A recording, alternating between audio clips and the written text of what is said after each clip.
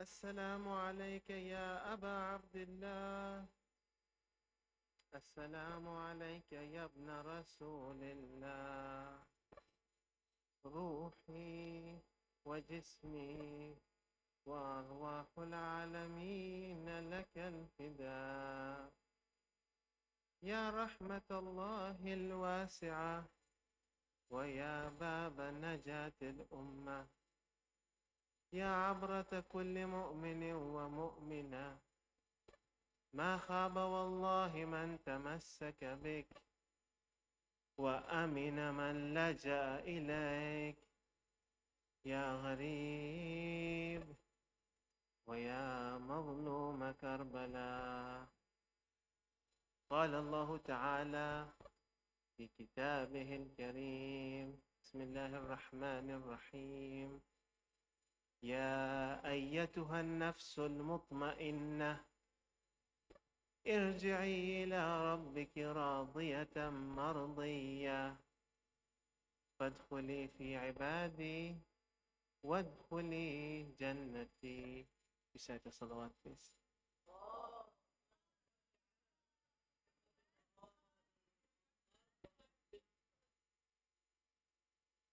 We have gathered here tonight to mourn a loss that weighs heavily on our hearts.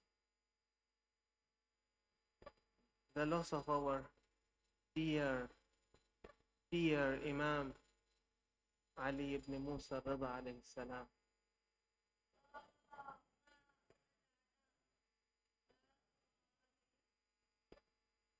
The Imam who calls us every now and then to Mashhad, welcomes us, receives us, and we never return from him empty-handed. We haven't seen him, but there was a time when we could see him. Today, I want us to go back to those times when he was alive, when you could sit beside him, when you could talk to him, when you could express to him how much you love him.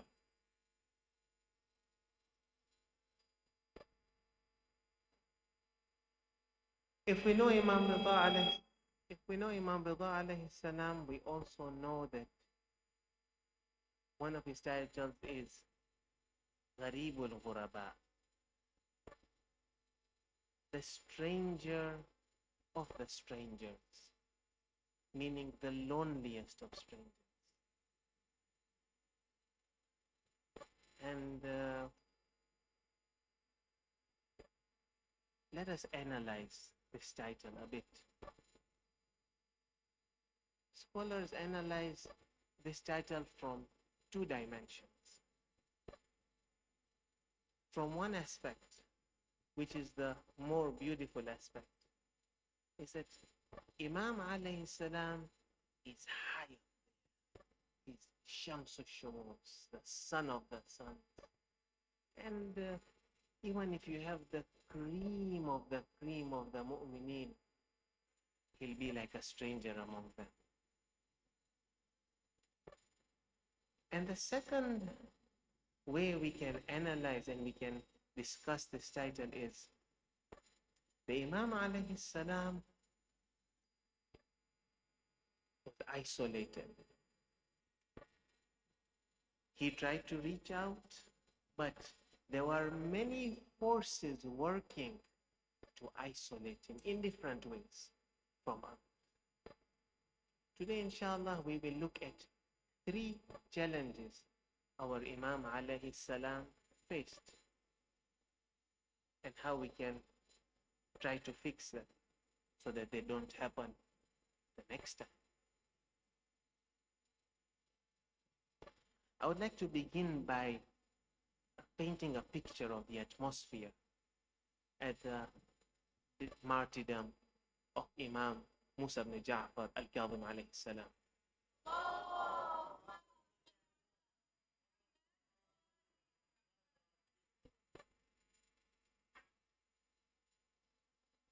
If I were to describe that atmosphere, I'll use one word: blood. The air was humid with the blood of Shias and non-Shias. The blade of the Caliph was working very hard to remove anything and anyone that would come in the way. Muhammad ibn Sinan says, I said to Abil Hasan al-Ridha, قلت لأبي الحسن الرضا إنك قد شهرت نفسك بهذا الأمر. You know, you have made yourself known as the Imam. وجلست مجلس أبي, and you have sat at the seat of your father. وسيف هارون يقطر الدم, and the blade of Harun is dripping blood. It's not a good time. But you see, brothers and sisters, there was little option, because our Imam alayhi salam was facing two challenges: the government that was cutting down anything that opposed, and a group of trustworthy people who decided all of a sudden that Imam al-Kadhim was still alive, well known among us as the Waqifiyya. The Waqifiyya, who are they? For those who don't know, they were a group of trustees of Imam al-Kadhim alayhi salam. They represented Imam al-Kadhim alayhi salam in different lands. Some of them, all of a sudden, claimed that Imam al-Kadhim was still alive. And not only was he still alive, but he was in Ghaiba, and he was the upriser, the Qa'im. And the atmosphere was extremely confusing and extremely bad. And to just demonstrate how bad it was, Yunus bin Abdul Rahman. Now, for those of us who know who Yunus is, Yunus bin Abdul Rahman was the Salman of his time, was the Abu Hamza of his time. A great man. He comes to Imam al-Ridha alayhi salam. قلت له, I said to him, قد عرفت انقطاعي إليك وإلى أبيك. You know, I'm just after you and your father. وحلفته بحق الله وحق رسوله وحق أهل بيته وسميتهم حتى انتهيت إليه أن لا يخرج ما يخبرني به إلى الناس. You know, and as we say in Gujarati, when a qasam dido, by the right of Allah, by the right of the Ahlul Bayt, and I named the Ahlul Bayt until I reached him. I requested him, you know, the conversation we are having right now, Ya Abul Hasan al-Ridha, it shouldn't come out of this room. Again, reinforcing the atmosphere. Yunus says, I was hoping that Imam al-Ridha would tell me that Imam al-Kadhim is still alive. So someone like Yunus had in his heart the hope that Imam al-Kadhim alayhi salam is still alive. That was how strong the influence of the trustees was. Not all of them, but few of them who are well influential. ثم سألته, now here we are getting to the main part. ثم سألته عن أبيه أحي أو ميت. I asked him about his father. Is he alive or is he dead? I'm asking Imam Ridha about Imam Musa al-Kadhim alayhi salam. فقال قد والله مات. I swear by Allah. Imam doesn't swear just like this. I swear by Allah, he is dead. He died. قلت جعلت فداك. May my life be at your ransom. إن شيعتك يروون أن فيه شبه أربعة أنبياء.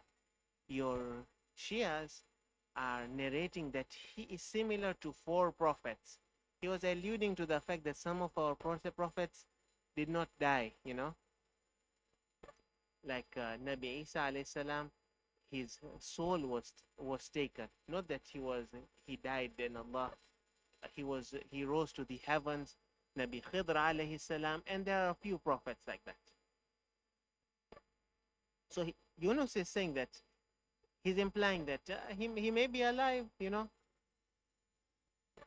Imam is explaining to Yunus, قد والله الذي لا إله إلا هو هلك قد هلك. Again, Imam is telling him, he is dead. لقد هلك, he is gone. So Yunus is telling Imam, هلاك غيبة أو هلاك موت. He is gone as what? As in he is, you know, disappeared, or he is dead. See how much he's asking. فقال هلاك موت والله. Few narrations are like this. Imam is trying to reinforce his imamat in at a time وَسَيْفُ هَارُونَ يَقْطُرُ الدَّمِ. The government is looking for targets. قلت, again he's telling Imam, جُعِلْتُ فِدَاكَ فَلَعَلَّكَ مِنِّي فِي تَقِيَّةٍ. Yeah, Imam, maybe you are doing taqiyya because of me. Maybe he's still alive, but you are, you know, afraid of what I may do. I may be one of the enemies. فقال Subhanallah. Imam is saying, Subhanallah, قد والله مات. قلت فمن أين علمت موته? Okay, you are saying he's dead? Yeah, Imam. How did you know he died? Not Imam, like, Ya Abul Hasan al-Ridha. Still he is not sure whether Imam al-Ridha is still the Imam. How did you know he died? قال جاءني منه ما علمت به أنه قد مات. I received something, and from that thing, or from that sign, I realized he is dead. قال فأوصى إليك. Yunus says that he tells Imam, did he announce you as his successor? قال نعم. He said yes. فما شرك فيها أحد معك. Is there any partner in the khilafah, in the imamah with you? قال لا. قلت فعليك من إخوانك إمام. Is there an imam over you from among your brothers? فقال لا. قلت فأنت إمام. Are you the imam? He said yes.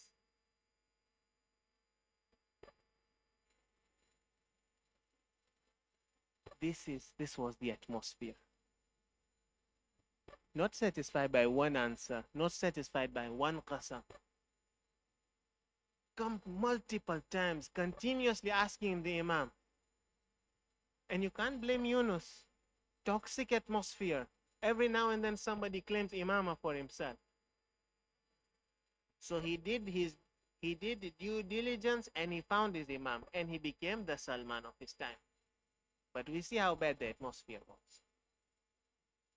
This is what the Waqifiyya did. Now, what was the story behind the Waqifiyya? What happened?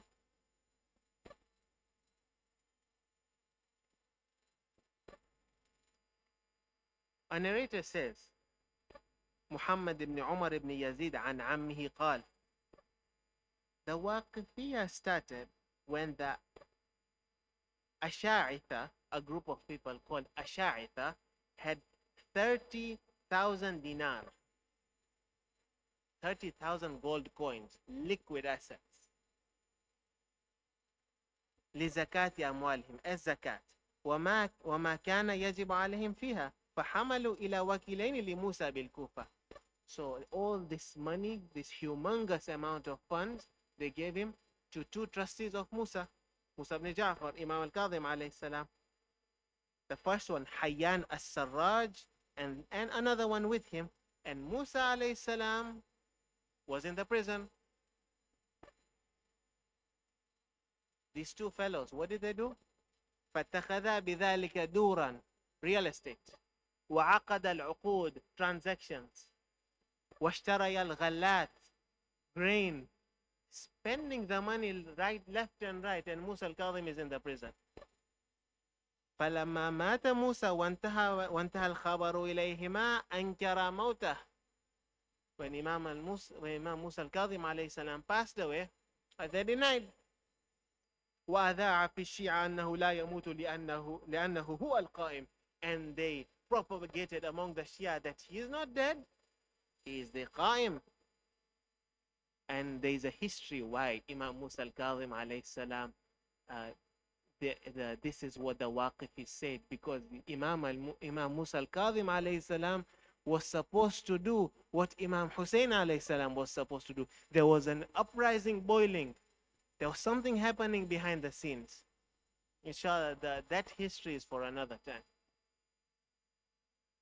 But the Shias did not support very well, and it fell through. There were some loud-mouthed, loose-mouthed people who gave away the secrets, and other things happened that Imam Musa al-Kadhim alayhi salam ended up in prison and in prison and in prison. A story for another time.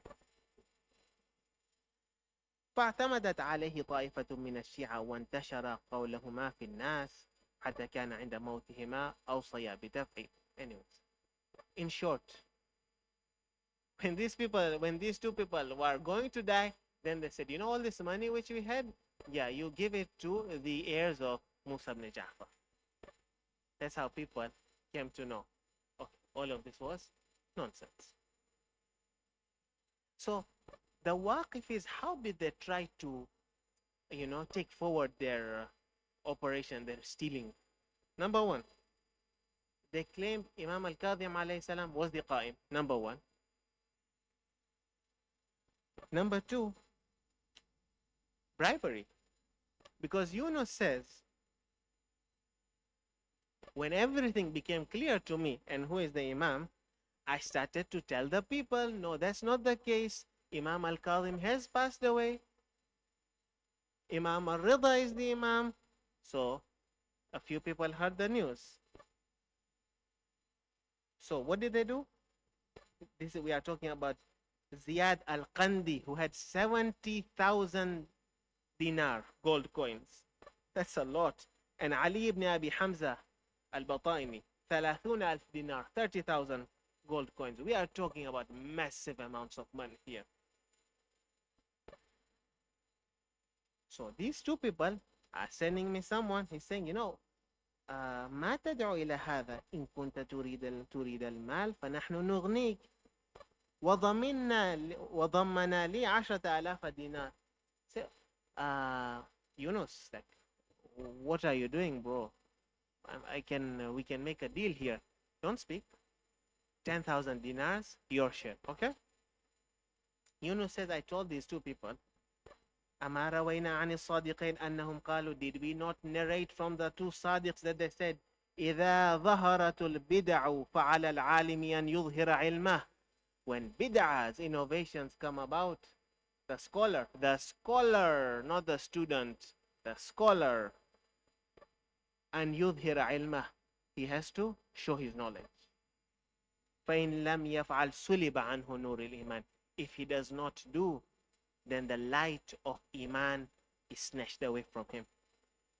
وما كنت لأدع الجهاد وأمر الله على كل حال. I am not going to stop. Full stop. فناصباني وأظهر للعداوة, and they became my enemy.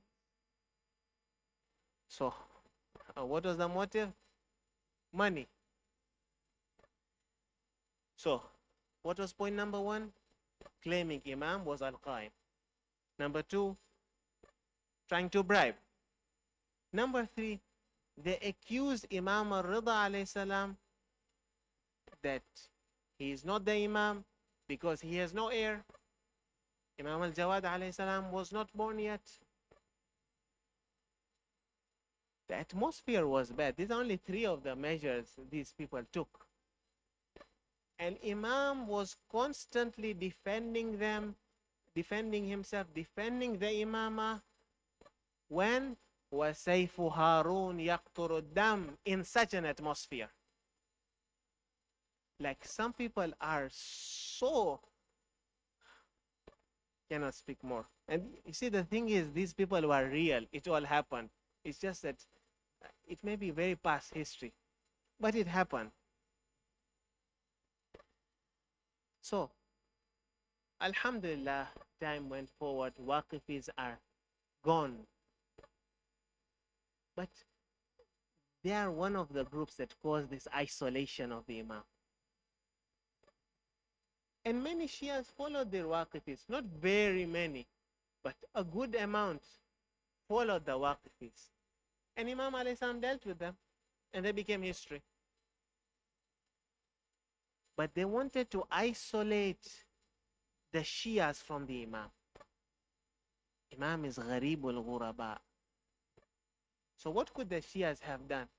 What should we Shias do? At the end of times, 1,000 years from now, 5 years from now, when we don't know. But when the time comes, we have to stick to our principles.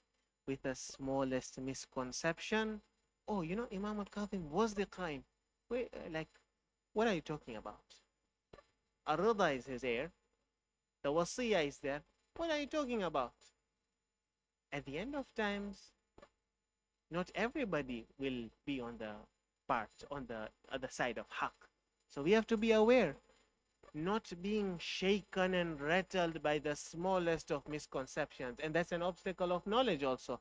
If you see, there is a riwayat of Amir al-Mu'minin alayhi salam talking to Kumail ibn Ziyad, it's one of my favorite riwayas. And Imam is telling him that, you know, I can't share my knowledge with everyone. There's some people, you know, the smallest misconception, he just, you know, rattles and just the smallest amount of misconception. I can't give my knowledge to such a person. It's a very beautiful narration. That's for another day, inshallah.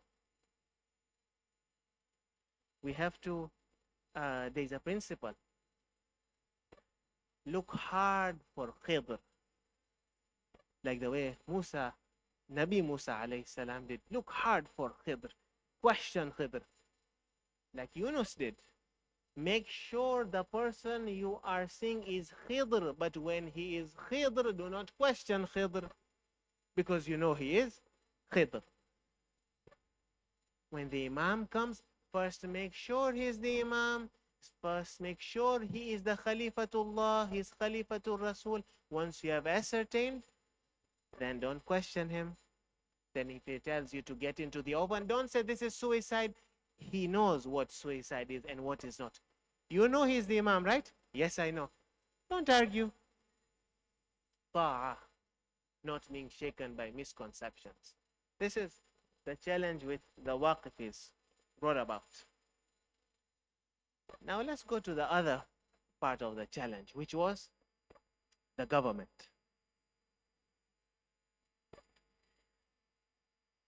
As an introduction, when someone asks us who is the killer, the murderer of Imam Musa al-Kadhim alayhi salam, we'll say Ar-Rashid. Harun al-Rashid is the one who caused it. And sometimes we also mention Sindhi bin Shahak or Shahik, the prison warden. But there was a conspiracy behind the assassination and the death of Musa al-Kadhim alayhi salam. There was a very powerful family running the government. It is this family that in fact gave Harun the power to rise and become the caliph. Led by Yahya bin Khalid, the family was called, this aristocratic family was called the Burmakids. The Burmakids were basically running the government. Harun was also doing that. But they had immense power. And they saw Musa ibn Ja'far alayhi salam as an obstacle. So they hissed in his ear continuously. And the tragedy occurred. And some say even Harun regretted the tragedy. But now these vipers had set their eyes on Musa ibn Ja'far alayhi salam. Safwan says, a trustworthy person tells us. This trustworthy person was among the Harun. You see, Imam Musa al-Kadhim alayhi salam, our Aimma, had people in the courts. Sometimes a minister of Harun would turn out to be Imam's person. Imam was not just isolated in a corner just teaching. No, there was a network going on. It was a good network. Yes, you find waqifis in that network. But because some waqifis come about, you can't just bring down the whole network, can you? Anyway, Safwan says, فأخبرنا ثقة أن يحيى بن خالد قال للطاغي, Yahya bin Khalid, the tutor, the godfather of Harun, is telling Harun, للطاغي, tyrant, Harun al-Rashid, هذا علي ابنه, this Ali ibn Musa Ridha, is his son. قد قعد ودع الأمر لنفسه. He is sitting in his place. He is claiming to be the Imam, the Amr. So Harun says, Harun tells Yahya, his godfather, ما يكفينا ما صنعنا بأبيه. What we did with his father was not enough. Harun was angry, according to another riwayat. He was angry when he said that. تريد أن نقتلهم جميعا? You want us to kill them all?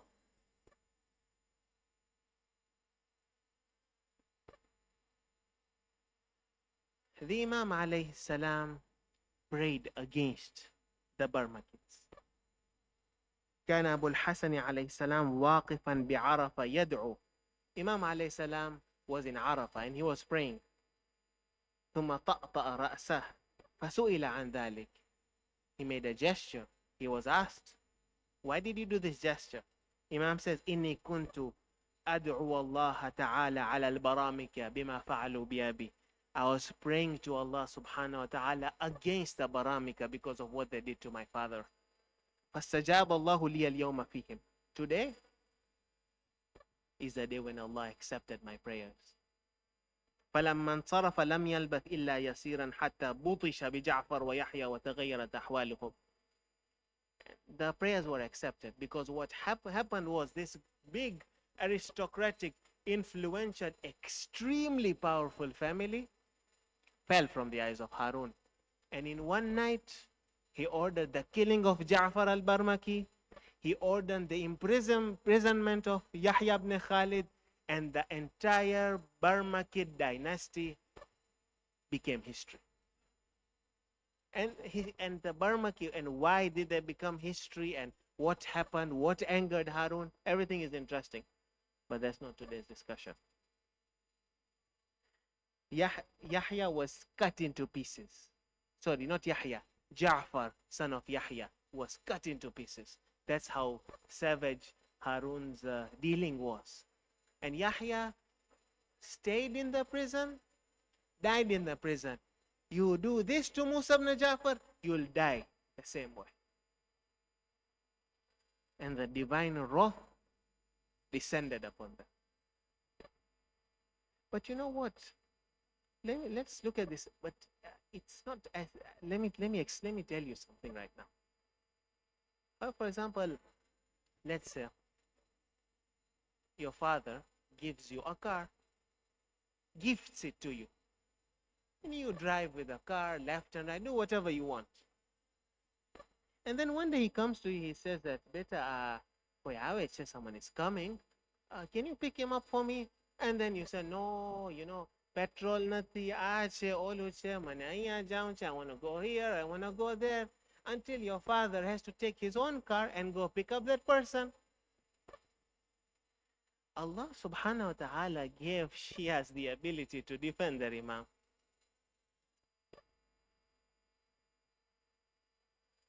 And then Allah subhanahu wa ta'ala has to save the Imam with the hands of his own enemy.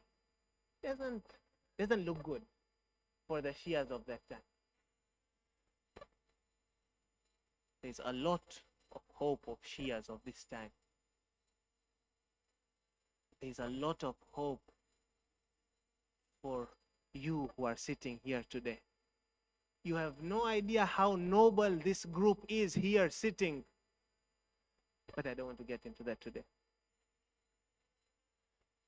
But it doesn't look good that she has the ability to defend their Imam. Then Allah subhanahu wa ta'ala has to send adhab through Harun, his own enemy. Doesn't look good, you know. For example, if you know, it's something we should be aware of. Let's say this Dhul Hajjah Imam has reappeared. How much we are prepared for it or not, or maybe 1,000 years from now. Let's say this year. Now, question: if a B-2 stealth bomber wants to assassinate the Imam, and it's equipped with bunker buster bombs, you know, those that travel 18 stories deep and then explode.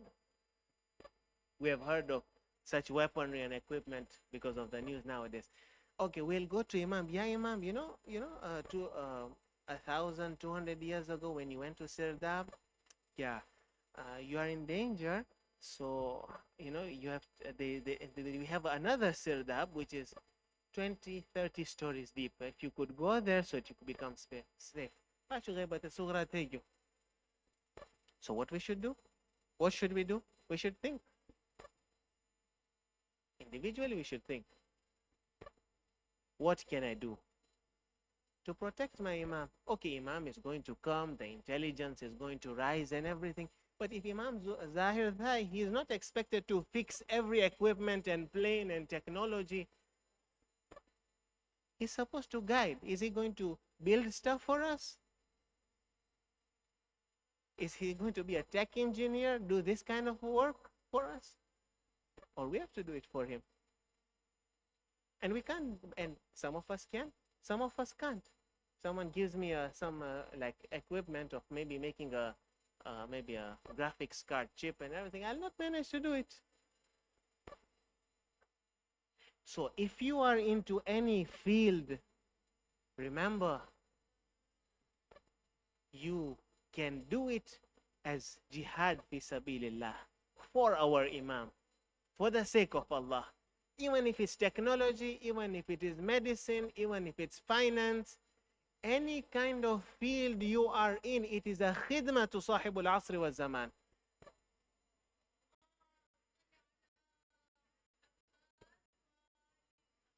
Don't go after creating money, go after creating value, and the money is going to come from up and down and left and right. If we are well equipped to the amount that we can, you know, we are not a million people, we're a few thousand, a few 100,000, right? To the extent that we can.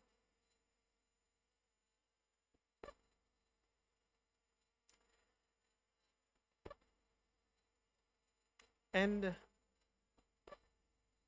the third enemy and the third obstacle with Imam Ridha alayhi salam faced was Mammoon.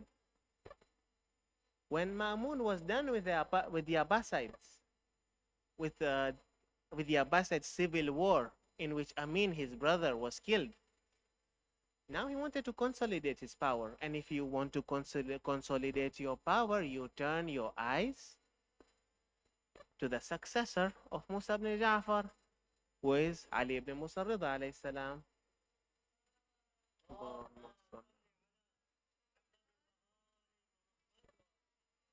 See, Ma'mun was a political chess master. He knew his bishop, his queen, and his rook. He was expert at this game. He wasn't going to deal with it the way Harun dealt with it. No, he was going to deal with it differently.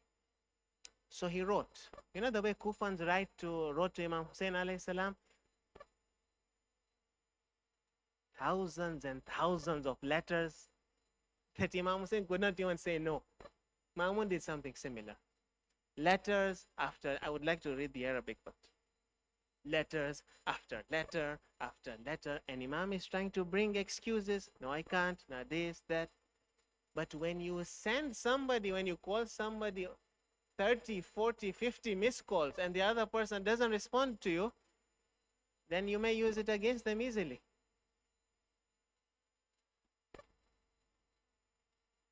Anyways, Imam Ridha alayhi salam was pressured by Mammoon. And that was Mammoon's step number 1.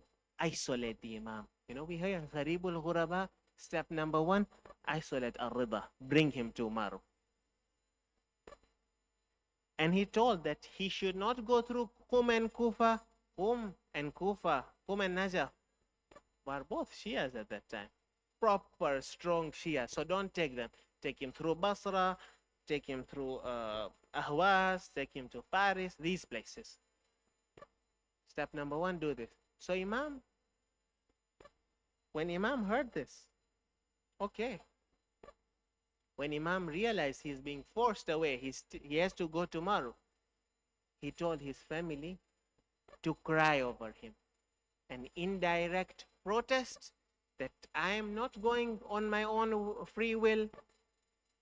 Important announcement so the public knows. At that time and in history.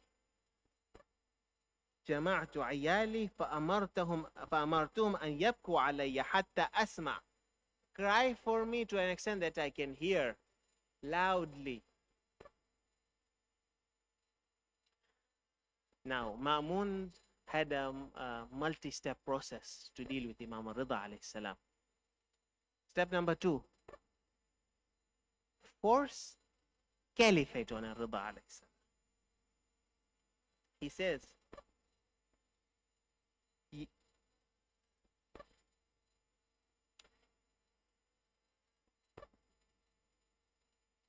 فإني قد Mammoon is telling Imam Ridha فإني قد رأيت أن أعزل نفسي عن الخلافة. I've decided, I've seen that I should remove myself from caliphate. وأجعلها لك وأبايعك. Mammoon is telling Ridha, this is a large-scale political thing. Abbasid Caliphate is a superpower of the world. And Mammoon is telling Ridha alayhi salam that I'll do bay'ah with you. You be the caliph. Imam knew what's going to happen here. He can't accept caliphate.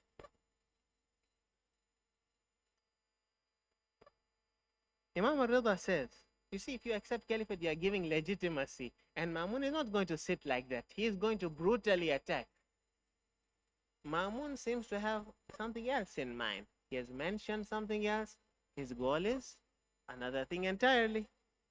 Imam responds to him, if this khilafah in kanat hadhi al-khilafatu lak, if this caliphate is yours, wallahu ja'alaha lak. In short, if caliphate belongs to you, you can't give it to anyone else, not even me. And if it is not yours, how can you give something that is not yours? Mammoon got disappointed. A very tough response. A Farsi expression, teeth breaking, dandan shikan. When he heard this, Mammoon heard this, he said, you have to accept it. I said, no, I'm not. I'm never going to accept this.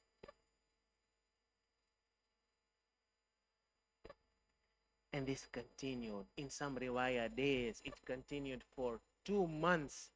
And Mammoon pressurizing, increasing the pressure.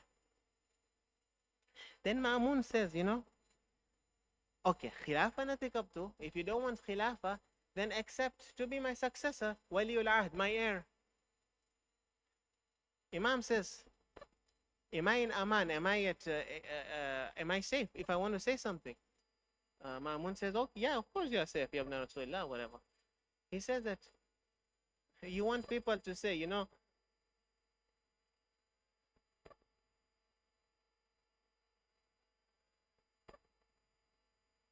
تريد أن يقول الناس, you want people to say, إن علي بن موسى رضا لم يزهد في الدنيا بل زهدت الدنيا فيه.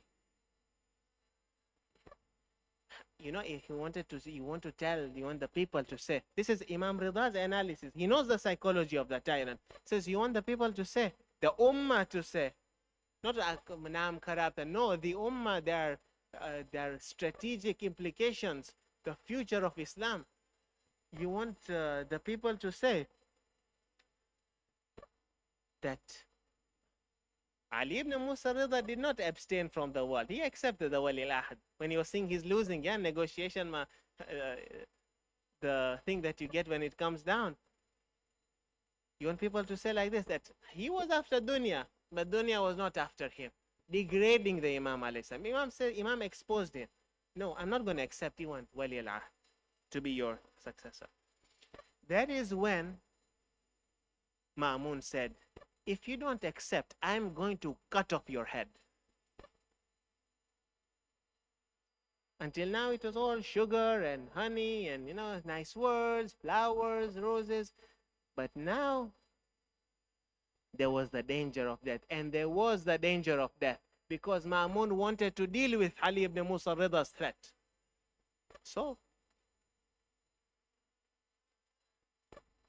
Imam al-Rida did not choose the first option, which was bay'ah, which was accepting. Did not choose the second option, which was death. He chose the third option. He said, okay, you give me two options, I propose a third option. I accept Wilayah al-Ahd, but I'm not going to do anything in the government. I'm not going to give an order. I'm not going to put anyone in his place. I'm not going to remove anyone from his position. Don't tell me to do anything. This is just a mere title. If that's the case, then I accept it. Now Mammoon struggling after 2 months. That's the best deal he could get, so he just accepted it.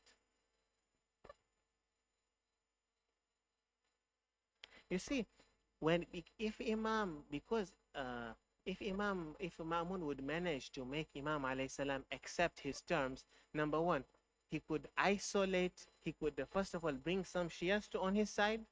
Number two, he could make some Shias turn against their Imam. Because, at Imam Hassan's time, when Imam Hassan alayhi salam accepted the peace terms, Assalamu alayka ya mudhill al-mu'minin. Some people only understand from Shiaism enmity against the enemy. Hey, Khawarij jawtegi, even Khawarij were against Muawiyah.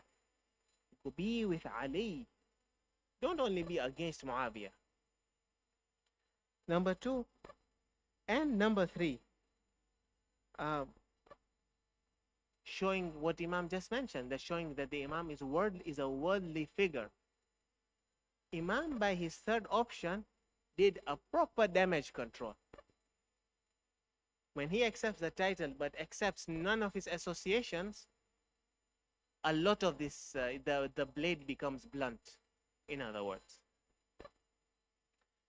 To an extent that even some enemies were pleased with the Imam. If you want to know the reason why Imam al-Rida was called al-Rida. So, Imam's political dexterity dealt with Mammoon's situation. But Mammoon was next to Shams al-Shumus. We are now going closer to the dhikr of Musibah.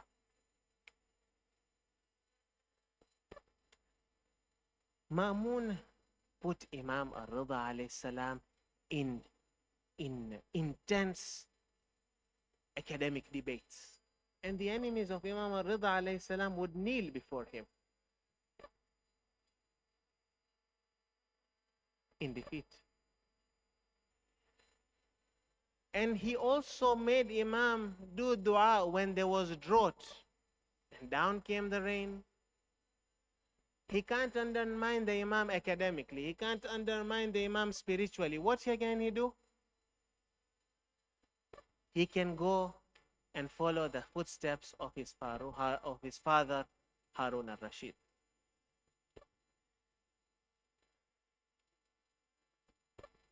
This is why we have to have political insight.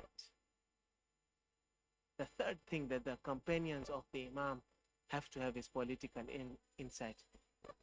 Not everything is jolly and happy. Or Shias at the time of Imam al-Rida. Yes, he may have been with Mammoon, but Imam was alone. Understand this. He was near a beast.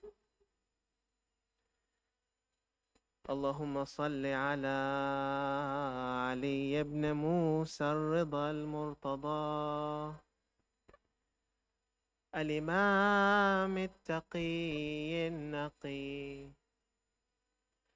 وحجتك على من فوق الأرض ومن تحت الثرى الصديق الشهيد صلاة كثيرة تكون لهم رضا صلاة كثيرة تامة مترادفة متواترة كأفضل ما صليت على أحد من أوليائك. إمام الرضا عليه السلام is غريب الغرباء, the stranger of strangers, the loneliest of strangers, cut off from the Prophet, his grandfather, cut off from his hometown, Medina, cut off from his near ones, cut off from his brother Ahmad, cut off from his sister Fatima al-Ma'suma. Imam's brother and sister couldn't bear the separation, so they set off toward their brother in Khurasan. But instead of the news of their arrival, the Imam received news of their martyrdom. The closest family had also died. The tyrant's envious eyes were bowls of poison, and the final hours were nearby. Abba Salt narrates, دخلت على الرضا عليه السلام وقد خرج المأمون من عنده. I came to الرضا عليه السلام. Mammoon had just left. فقال لي يا أبا الصلت. Abba Salt says, Imam told me, oh Abba Salt. What does the Imam want to tell Abba Salt? قد فعلوها. They have done it. They have done it. Done what? They have done poisoning the Imam. Abba Salt, run and bring some water for the Imam. Run and bring some medicine for the Imam. Do something, Abba Salt. It was too late. Abba Salt was helpless. The poison was tearing the Imam from the inside. And you know what was Ar-Rida alayhi salam during those moments? وَجَعَلَ يُوَحِّدُ اللَّهَ وَيُمَجِّدُهُ. Just like his grandfather Hussein, he was praising Allah as he was dying with poison. The following lines belong to Imam al-Rida alayhi salam about himself. وقبر بطوس يا لها من مصيبة, and a grave in Tus, oh what a calamity. توقد في الأحشاء بالحرقات, it ignites burning pains in the innermost parts. إلى الحشر حتى يبعث الله قائما, till the resurrection, until Allah sends forth the Qaim. يفرج عنا الهم والكربات, who will relieve us of sorrow and distresses. Inna lillah wa inna ilayhi raji'un. Recite the salawat.